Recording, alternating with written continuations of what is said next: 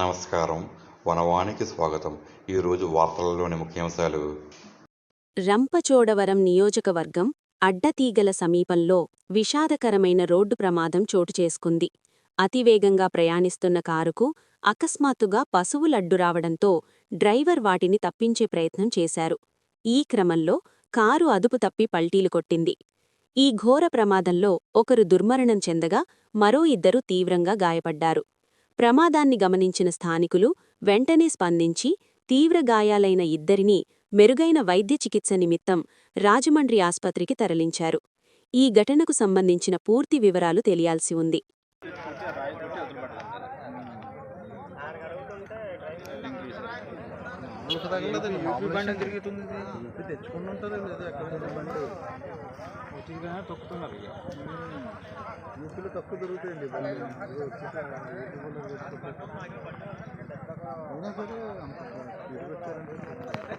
చక్రాలు రెండు కొడుకుని మామూలు స్పీడ్ కాదండి, అలా పిలిచి పగిలిపోయి